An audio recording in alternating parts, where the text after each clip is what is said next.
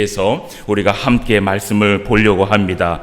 먼저 우리가 13장 말씀을 접어놓고 사무엘상 9장 1절 2절 말씀을 한번 찾아보도록 하겠습니다.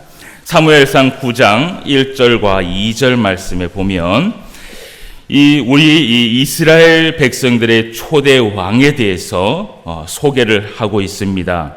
자, 9장 1절 말씀에 보면 베냐민 지파에 기스라 이름하는 유력한 사람이 있으니 그는 아비엘의 아들이요 스롤의 손자요 베고라스의 증손이요 아비야의 현손이며 베냐민 사람이로다. 기스에게 아들이 있으니 그의 이름은 사울이요 준수한 소년이라. 이스라엘 자손 중에 그보다 더 준수한 자가 없고 키는 모든 백성보다 어깨 위만큼 더 컸더라. 아멘. 예, 오늘 이 9장 1절 2절 말씀에 보니까 이 이스라엘의 초대 왕에 대해서 소개를 하고 있는데 그의 이름이 누구입니까? 사울입니다. 예, 하나님께서 초대 왕으로 하나님이 딱 선정한 사람이 누구냐 하면 바로 사울이었습니다. 그런데 오늘 이 사울에 대해서 우리가 조금 이야기를 듣고 이제 넘어가도록 하겠습니다. 이 사울의 이름의 뜻은 구하여 얻었다라고 해서 구하여 얻는 자라는 이름의 뜻이 있습니다. 오늘 이 이스라엘 백성들이 하나님 앞에 구하여서 초대 왕을 얻었는데 이것이 정말 이루어지는 것처럼 이름을 그렇게 지었어요. 그래서 구하여 얻는 자라는 이름의 뜻이 이 사울의 이름의 뜻이 담겨 있고 이 사울은 베냐민 지파에 속한 사람이었습니다. 여러분 이스라엘의 12지파 중에 야곱의 막내 아들이 바로 베냐민이지요. 그래서 이 12지파 중에 이 서열 가운데 가장 마지막에 속한 그 지파가 바로 베냐민 지파의 사람들입니다. 그 마지막에 속한 마지막 서열에 속한 그 베냐민 지파에 속한 사람이 바로 누구였습니까? 에헤이, 이러시면 안 되죠. 누구였습니까? 사울이었지요. 예, 오늘 지금 누구 얘기를 하고 있습니까? 다윗 이야기를 하고 있지요. 사울 이야기를 하고 있습니다. 예, 사울 이야기를 하고 있습니다. 그런데 이 베냐민 지파, 여러분 잘 알고 있겠지만 이 베냐민 지파는요, 성경에서요 아주 유명한 지파 가운데 하나입니다. 이 베냐민 지파가 사사기 19장 22절에서 그 30절까지의 말씀에 보면 이 베냐민 지파가요 하나님 앞에 크게 범죄하는 일을 저지르는 것을 우리가 보게 됩니다. 여러분 이 사사기 시대 때는요, 예, 정말 이 이스라엘 백성들이 말 못할 정도로 하나님 앞에 범죄를 지었는데 그때에 레위인 중에 한 사람이 베들레헴에 살고 있었습니다. 그런데 그 레위인이 첩을 하나 얻게 됩니다. 여러분 이 사사기 시대 때에 레위인이 첩을 하나 얻었다라는 그 말은요 사실은요 그 말 자체가 사실은 웃긴 일입니다. 여러분 레위인은 하나님 앞에 속해서 하나님의 성전에서 하나님의 일을 할 사람이, 그러니까 누구보다도 하나님 앞에 율법을 가지고 말씀 속에서 살아야 할 사람이 여러분 첩을 얻었다라는 그 말 자체가 사실은 부끄러운 일이지요. 그런데 이렇게 그러한 일을 하고도 부끄럽지 않게 살아갈 그 시대가 바로 언제냐 하면 사사기 시대였다라는 것이지요. 그래서 이 베들레헴에 살고 있는 레위인 중에 한 사람이 첩을 한 개 얻게 되는데 이 첩이 나중에 바람을 피게 됩니다. 그래서 그 바람을 피워서 그 남편에게 걸리게 되자 이 첩이요 친정으로 도피를 하게 되지요. 그때 이 레위인은 그 첩을 찾으러 또 그 여인의 친정으로 찾아가게 됩니다. 찾아가서 그 여인을 데리고 이제 다시 베들레헴으로 돌아오는 길에 무슨 일이 생기냐 하면 그 첩이요 그 이 하룻밤 묵었던 그 동네에서 많은 남자들에게 강간을 당하는 일이 일어나게 됩니다. 그때요 이 레위인이요 그 첩을 데리고 베들레헴에 가서 그 첩을 12토막을 내어갖고 각 지파에 이 토막을 보내게 되는 일들이 성경 가운데에 일어나게 됩니다. 여러분, 이것이요, 성경에서 기록된 최초의 토막 살인 사건이에요. 예, 여러분, 오늘날 이 사람이 죽었다 하면 토막을 내갖고 아주 잔인하게 사람을 죽이는데요. 여러분, 이때 당시에도 이 12토막을 내어갖고 토막 살인을 냈다라는 것이요, 얼마나 끔찍한 일인지 모릅니다. 그래서 그 토막을 받은 이 11지파, 그 11지파가요, 그것을 용서하지 못합니다. 그것을 용서하지 못해서 이 베냐민 지파를요, 한번 크게 징계를 내리는 그러한 일들이 성경에 나오게 됩니다. 여러분, 그래서 그때의 이 베냐민 지파가 남은 인원이 몇 명이냐 하면, 이 장정, 그러니까 싸움에 나갈 만한 그 장정이, 그 많던 그 지파의 인원이 600명 정도밖에 남지 않을 정도로 그 11지파에게 그렇게 크게 아주 호되게 징계를 받게 되는 것을 보게 되지요. 그래서 그 이후로 가장 미흡한 지파, 그 이후로 가장 이 지파 중에서는 가장 약한 지파가 어느 지파냐? 바로 베냐민 지파였다라는 것이에요. 그런데 오늘 성경에 보니까 하나님께서 그러한 환경에 있는 그 베냐민 지파, 그 베냐민 지파에서 누구를 나게 합니까? 이스라엘의 초대 왕을 하나님께서 세우는 것을 우리가 보게 됩니다. 여러분, 우리가 9장 15절에서 17절 말씀을 한번 보도록 하겠습니다. 9장 15절에서 17절까지 말씀입니다.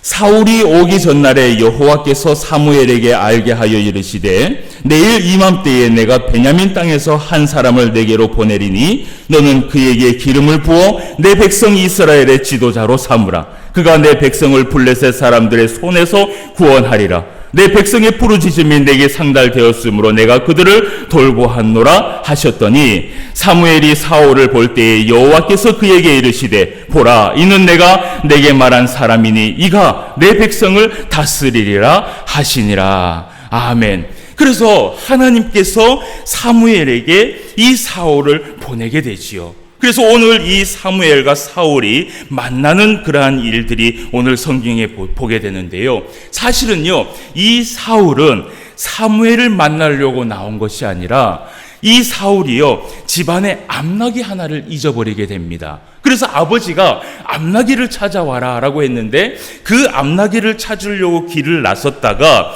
이 사울과 그의 이 종이요, 우리가 선견자를 찾으러 가서 그 이 암나귀가 어디 있는지 한번 물어봅시다 라고 해서 그 사울이 사무엘을 이 기름을 받으려고 만나러 간 게 아니라 사실은요, 암나귀를 만나려고, 암나귀를 찾으려고 선견자를 찾으러 나섰던 것입니다.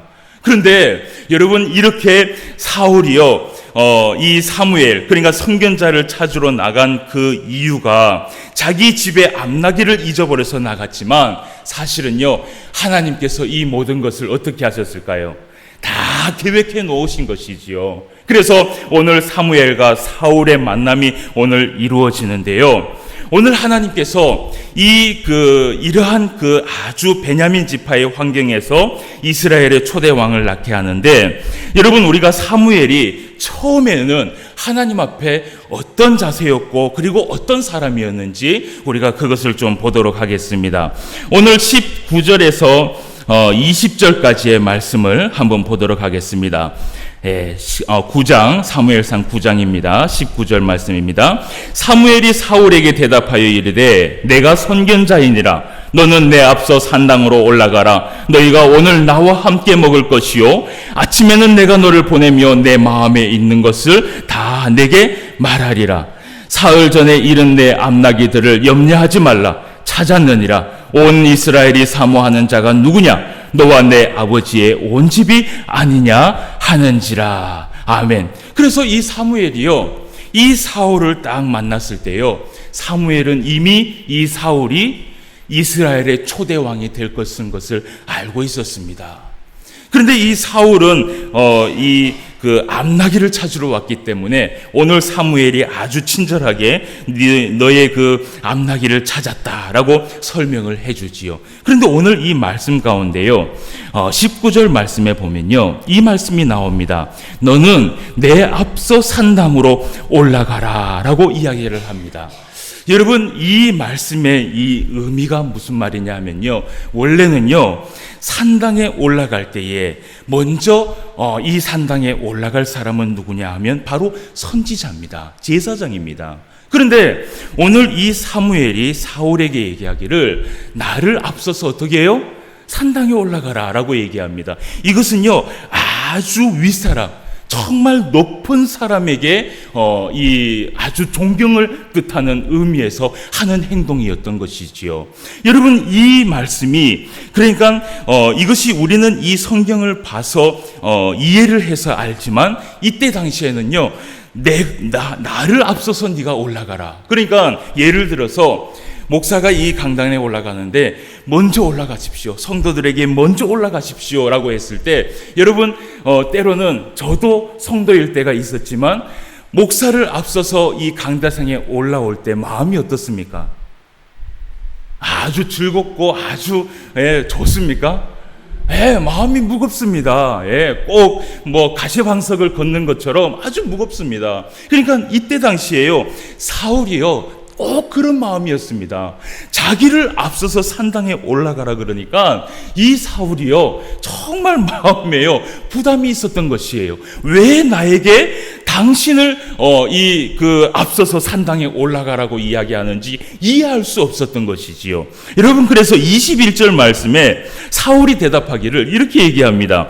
사울이 대답하여 이르되 나는 이스라엘 지파의 가장 작은 지파 베냐민 사람이 아니니까 또 나의 가족은 베냐민 지파 모든 가족 중에 가장 미약하지 아니니까 당신이 어찌하여 내게 이같이 말씀하시니까 라고 이야기를 합니다.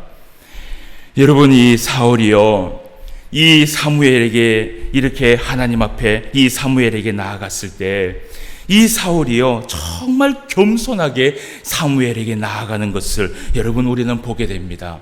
여러분, 원래 이 사울은요, 집안에서도 아주 이름난 효자였을 뿐만 아니라 이 사울은 아주 겸손한 사람이었습니다.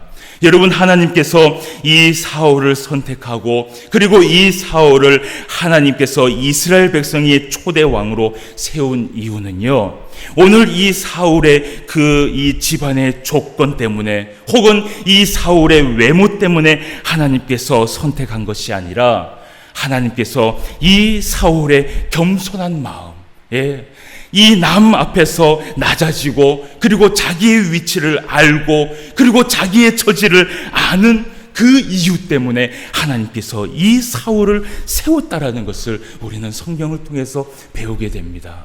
여러분, 하나님이 사용하는 사람의 가장 첫 번째 조건이 무엇이냐? 여러분, 오늘 성경에 나와 있지만요, 그 사람의 집안의 조건이나 그 사람의 어떤 조건이 정말 하나님 앞에 사용되어지는 조건이 아닙니다. 하나님 앞에 늘 사용되어지는 사람은 성경 가운데 누구였냐? 항상 겸손한 자였다라는 것을 기억하시길 바랍니다. 여러분, 우리가 하나님 앞에 사용되기 위해서는 겸손한 사람이 되어야 됩니다. 우리가 우리의 위치를 알고 그리고 내가 서 있는 이 위치를 잘 알고 늘 하나님 앞에 겸손하며 나아갈 때 하나님께서 그 사람을 사용하시는 것이지요. 여러분, 잠언 3장 34절 말씀에 이런 말씀이 있습니다. 진실로 그는 거만한 자를 비웃으시며 겸손한 자에게 은혜를 베푸시나니 라고 말씀을 하고 있습니다. 사랑하는 성도 여러분, 우리가 하나님 앞에 은혜를 받기 위해서는 항상 겸손한 자의 자리에 서 있어야 합니다. 내가 지금 내 위치가 이 정도고 내 직분이 이 정도고 내가 이렇게 되기까지 얼마나 노력을 했는데, 여러분, 그것은요, 하나님께서 하루아침에 내 것을 다 가져가시기로 마음먹으면 다 뺏길 수 있는 것이 바로 내 것입니다. 아멘. 이것이 다 내 것이라고 생각하지만 하루아침에 다 뺏길 수 있는 것도 바로 내 것이라는 것을 기억하셔야 돼요. 그래서 우리에게 주신 모든 것도 하나님이 주신 것이고, 지금 나에게 주신 직분도 사실은 하나님께서 주신 것이고, 지금 내가 여기에 서 있는 이유도 하나님께서 허락하셨기 때문에 내가 여기 서 있다라는 것을 우리는 기억해야 된다는 것이지요.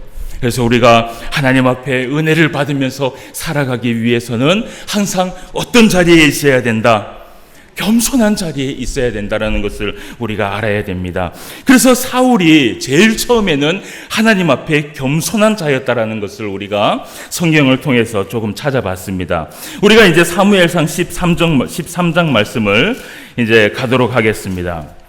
13장 1절 말씀에 보니까 뭐라고 되어 있냐 하면, 사울이 왕이 될 때에 40세라 그가 이스라엘을 다스린 지 2년에 라고 이야기를 합니다. 자, 지금이 언제냐? 사울이 왕이 될 때에 사울은 몇 세였습니까? 40세였습니다. 그죠? 40세였고, 그리고 왕이 된 지 몇 년이 지났습니까? 2년이 지났습니다. 예, 이제는 저하고 성경을 조금 이제 볼 수 있는 것 같습니다. 예, 이렇게만 대답을 해주시면 제가 아주 감사할 것 같습니다. 그런데 이 사울이 40세가 되고 왕이 된 지 2년이 딱 지난 후에 어떤 일이 생기냐 하면요, 이날 이 사울이 블레셋과 전쟁을 하려고 준비를 하고, 이 블레셋의 전쟁을 하려고 딱 이렇게 준비를 하고 마음을 먹었습니다. 여러분, 우리가 2절 말씀을 한번 보겠습니다. 이스라엘 사람 3,000명을 택하여 그 중에서 2,000명은 자기와 함께 믹마스와 베델산에 있게 하고, 1,000명은 요나단과 함께 베냐민 기브아에 있게 하고, 남은 백성은 각기 장막으로 보내니라 라고 얘기합니다. 오늘 이 전쟁의 인원을 한번 살펴보니까 사울의 군대는 총 몇 명입니까? 총 3,000명입니다. 그죠? 자, 그런데 여러분, 우리 블레셋의 군대를 한번 보도록 하겠습니다. 자, 여러분, 우리가 4절 말씀을 한번 봅시다. 온 이스라엘이 사울이 블레셋 사람들의 수비대를 친 것과 이스라엘 블레셋 사람들의 미움을 받게 되었다 함을 듣고 그 백성이 길갈로 모여 사울을 따르니라. 5절 말씀입니다. 블레셋 사람들이 이스라엘과 싸우려고 모였는데 병거가 3만이요 마병이 6,000명이요 백성은 해변의 모래같이 많더라. 그들이 올라와 베다로엔 동쪽 믹마스에 진을 치매라고 얘기합니다. 오늘 이 사울의 군대와 블레셋 군대가 싸움을 하려고 모였는데요, 사울의 군대는 3,000명이었습니다. 그런데 블레셋 군대가 몇 명이었냐면요, 병거가 3만 명이고 마병이 6,000명이고요, 그리고 백성이요 딱 세어보니까 몇 명이에요? 셀 수가 없는 것이에요. 꼭 이 해변의 모래같이 정말 빽빽하게 있는 것입니다. 여러분, 이스라엘 백성들이요 이 모습을 보고요 이 마음에 두려움을 떨고 있었습니다. 여러분, 이 사울은요, 그러나 하나님 앞에 하나님께서 승리를 주시면 이 블레셋 군대를 반드시 무찌를 수 있다라고 아마 사울은 믿었을 것 같아요. 여러분, 우리가 여호수아의 말씀을 보아 알지만 여호수아 군대가요 이스라엘 백성들이 그 가나안 땅에 들어가서 이 가나안 땅에 있는 백성들하고 싸움을 할 때 여러분, 인원을 가지고 싸웠습니까? 무엇을 가지고 싸웠습니까? 하나님의 도움을 가지고 싸웠습니다. 거기에는요 인원이 필요가 없었어요. 때로는요 무기도 필요 없었어요. 하나님께서 그저 함께 해주시면 모든 전쟁을 하나님께서 다 승리로 이끌어 주셨던 것이지요. 그래서 여러분, 오늘 사실은요 이 블레셋과의 전쟁에도 사실은 하나님께서 함께하여 주시고 하나님께서 은혜를 베풀어 주시면요 사실은 이 전쟁은 이스라엘의 승리로 이끌 만큼 그러한 아주 정말 승리할 수 있는 그런 전쟁이었습니다. 그런데 이 이스라엘 백성들이 두려움에 떨고 있을 때 이때요 사무엘이 이 번제와 화목 제물을 드리고 전쟁을 치르려고 준비를 하고 있었어요. 그런데 여러분, 이 화목제와 번제를 드리려면 여러분 누가 있어야 돼요? 제사장이 있어야죠. 제사를 드리려면 제사장이 있어야 됩니다. 그런데 오늘 이 사울이 사무엘을 불렀는데요. 이 사무엘이 소식이 없는 것이에요. 여러분, 우리가 그 말씀을 한번 보도록 하겠습니다. 자, 6절 말씀입니다. 이스라엘 사람들이 위급함을 보고 절박하여 굴과 수풀과 바위 틈과 은밀한 곳과 웅덩이에 숨으며 어떤 히브리 사람들은 요단을 건너 갓과 길르앗 땅으로 가되 사울은 아직 길갈에 있고 그를 따른 모든 백성은 떨더라라고 얘기합니다. 그러면서 8절 말씀에 얘기하기를 사울은 사무엘이 정한 기한대로 이레 동안을 기다렸으나라고 얘기합니다. 그러니까 아무리 기다려도 이 사무엘이 나타나지 않는 것이에요. 빨리 이 번제와 화목 제물을 드리고 이 전쟁을 치러야 되는데 사무엘이 오지 않자 오늘 있잖아요. 이 사울이요 아주 큰 잘못을 하나 하는 것을 우리가 보게 됩니다. 여러분 8절 9절 말씀을 한번 우리가 끝까지 읽어보도록 하겠습니다. 사울은 사무엘이 정한 기한대로 이레 동안을 기다렸으나 사무엘이 길갈로 오지 아니하매 백성이 사울에게서 흩어지는지라 사울이 이르되 번제와 화목 제물을 이리로 가져오라 하여 무엇을 했어요? 번제를 드렸어요. 누가 번제를 드렸어요? 사울이 번제를 드렸어요. 사무엘이 하나님 앞에 드려야 할 그 제사를 사울이 오늘 제사를 드리는 것을 우리가 보게 됩니다. 여러분, 사울은요 여기서 아주 잘못 생각하고 있었던 것이 하나 있었습니다. 그것이 뭐냐 하면요, 전쟁을 하기 전에 반드시 하나님 앞에 번제와 화목 제물을 드려야 하는데 이 사울은 여기서 하나님 앞에 빨리 제사를 드리지 못하면 이 전쟁은 분명히 실패할 것이라고 이 사울은 생각한 것입니다. 그래서 사울이 생각하기를, 여러분 12절 말씀에 보면 이 사울의 생각이 나오는데 얘기하기를, 이에 내가 이르기를 블레셋 사람들이 나를 치러 길갈에 내려오겠거늘 내가 여호와께 은혜를 간구하지 못하였다 하고 부득이하여 번제를 드렸나이다 라고 이야기를 합니다. 그러니까 혹 이 제물 때문에, 이 제사 때문에 전쟁에서 실패할까 혹 하는 마음에 부득이하여서 내가 번제를 드렸다고 사무엘에게 이야기하는 것을 여러분 보게 됩니다. 여러분, 사울은 여기에서 잘못된 판단을 한 것입니다.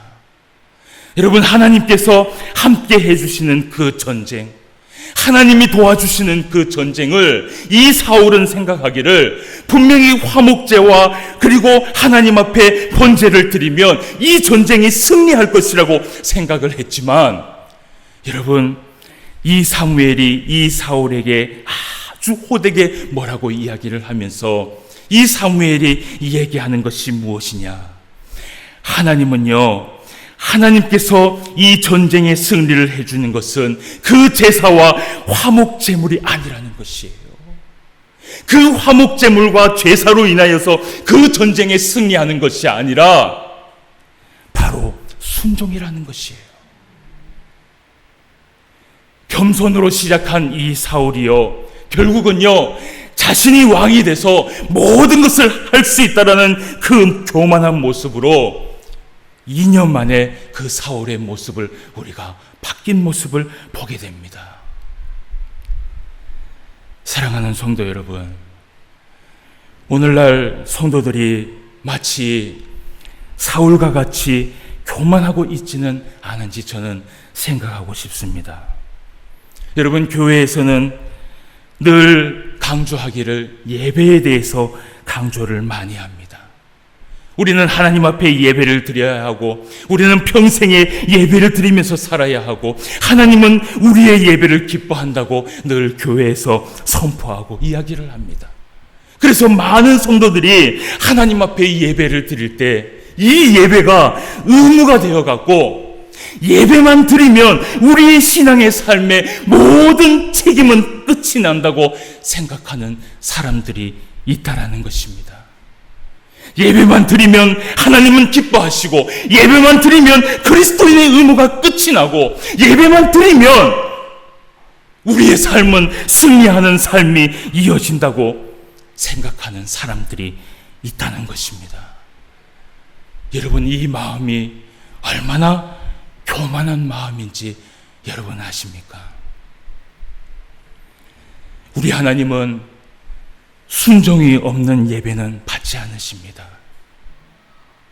우리 하나님은 내가 아무리 하나님 앞에 예배를 반복해서 드려도 그 사람의 삶에 순종이 없으면 하나님은 그 모든 예배를 기뻐받지 않으신다라는 것을 기억하셔야 됩니다. 여러분, 사울이 착각한 것이 한 가지 있었습니다. 하나님 앞에 예배만 드리면 무엇이든지 승리할 수 있다라고 믿었던 그 사울. 하지만 하나님은 달랐습니다. 하나님은 언제나 하나님의 백성들, 그리고 하나님이 선택한 왕들이 하나님 앞에 순종하기를 원했던 것이죠. 사랑하는 성도 여러분, 우리 하나님은 제사보다 더 순종을 더 기뻐하시고, 우리 하나님은 말보다 행함을 더 기뻐하시는 분이 바로 우리 하나님이십니다. 하나님을 경외한다는 것은 그분 앞에 겸손해진다는 것입니다. 여러분, 겸손이라는 단어는 항상 순종이라는 단어를 동반하게 되어 있습니다. 고린도전서 10장 12절 말씀에 보면 이 말씀이 기록되어 있습니다. 그런즉 선줄로 생각하는 자는 넘어질까 조심하라. 아멘. 항상 우리의 삶에 겸손한 삶을 살아가지 않고, 이제 내가 이렇게 하면 충분히 됐다라고, 하나님 앞에 할 것을 했다라고 이야기하면서 교만한 마음을 가지고 나아가면 결국은 우리는 하나님 앞에 승리하지 못할 것입니다. 오늘 우리가 하나님 앞에 바르게 서 있다면 넘어지지 않기 위해 조심하시기 바랍니다. 오늘 우리가 예배를 드리러 나올 때에 또 하나의 의무를 지키기 위하여서 여러분, 이 교회에 나오지 않았는지 모르겠습니다. 그래서 오늘날 성도들이 교회가 자꾸 이 예배를 분리해 주기를 원하고 있습니다. 9시 예배, 10시 예배, 12시 예배, 2시 예배, 3시 예배, 5시 예배. 여러분, 제가 이해할 수 있는 것은 교회의 성도들이 너무 많아지고, 그리고 이 교회는 작아서 더 이상 예배를 드릴 수 없다면 저는 그렇게 돼야 된다고 생각을 합니다.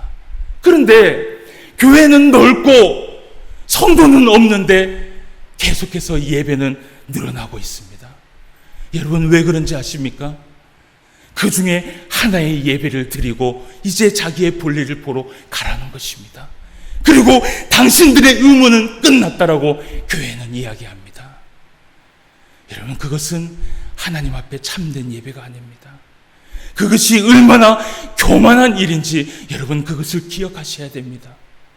주일은 하나님 앞에 드려지는 온전한 날인 줄 믿습니다. 여러분, 우리가 하나님 앞에 겸손하게 하나님 앞에 나아가려면 하나님 앞에 순종하는 삶을 살아야 될 줄 믿습니다. 우리가 오늘 하나님 앞에 바로 서 있고 넘어지지 않기 위하여서 오늘 하나님의 말씀과, 그리고 하나님 앞에 드리는 찬송과 하나님 앞에 드려지는 이 기도가 날마다 더해져서 정말 우리의 모든 삶이 하나님 앞에 승리하며 나아가는 저와 여러분 되시기를 주님의 이름으로 축원합니다. 다 같이 기도드리겠습니다. 하나님 아버지, 은혜를 진심으로 감사함을 드립니다. 오늘도 이렇게 하나님 앞에 나와서 우리의 모든 산 제사를 드리며 하나님 앞에 헌신할 수 있도록 허락하여 주심을 감사함을 드립니다.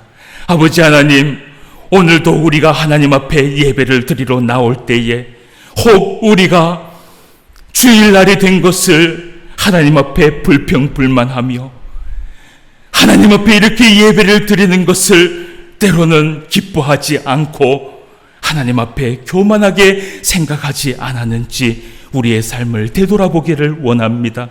우리 하나님은 예배를 기뻐하는 것이 아니라 그 예배의 삶을 통하여서 순종하는 삶을 기뻐한다는 것을 우리는 성경을 통해서 보게 되었습니다. 아버지 하나님, 오늘날 우리가 하나님 앞에 참된 예배를 드리기 위하여서 항상 겸손한 자세로 순종하는 마음을 가지고 나아갈 수 있는 우리 모두가 되게 하여 주시옵소서. 오늘 사울이 하나님을 잘 몰라서 그가 착각을 해서 그가 하나님 앞에 범죄하는 그러한 일들을 우리가 보게 되었습니다. 아버지 하나님, 우리는 사울처럼 이렇게 교만하지 않도록 주님 도와주시고 항상 하나님 앞에 겸손하게 순종하는 마음을 가지고 나아갈 수 있는 우리 모두가 되게 하여 주시옵소서. 오늘도 이 예배 가운데 함께하여 주심을 감사함을 드리며 모든 말씀 예수님의 이름으로 기도드리옵나이다. 아멘. 찬송드리